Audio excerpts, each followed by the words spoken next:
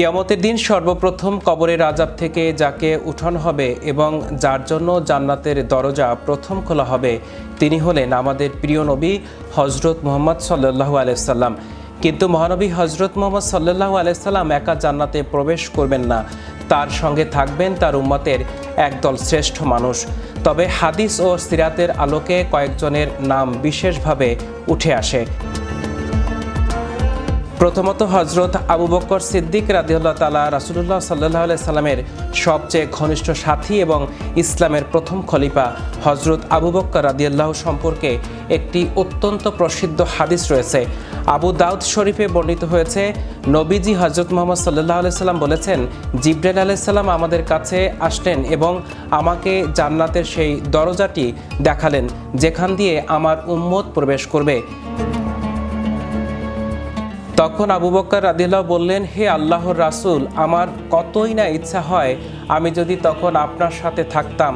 রাসূলুল্লাহ সাল্লাল্লাহু আলাইহি সাল্লাম বললেন, হে আবু বকর, আমার উম্মতের মধ্যে তুমি প্রথম ব্যক্তি যে আমার সাথে জান্নাতে প্রবেশ করবে। দ্বিতীয়ত উম্মতের দরিদ্র ও অভাবী মুমিনগণ, অন্য এক বর্ণনা এসেছে ধনীদের অনেক আগে অভাবী ও দরিদ্র মুহাজিরগণ জান্নাতে প্রবেশ করবেন। মহানবী সাল্লাল্লাহু আলাইহি সাল্লাম তাদের অগ্রগামী দল হিসাবে সঙ্গে নিয়ে জান্নাতের দিকে যাত্রা করবেন। তৃতীয়ত হযরত বিলাল রাদিয়াল্লাহু একটি চমৎকার বর্ণনা পাওয়া যায়, জান্নাতের দরজায় নবীজি সাল্লাল্লাহু আলাইহি সাল্লাম যখন পৌঁছাবেন তখন তিনি তার সামনে কারো পায়ের আওয়াজ শুনতে পাবেন।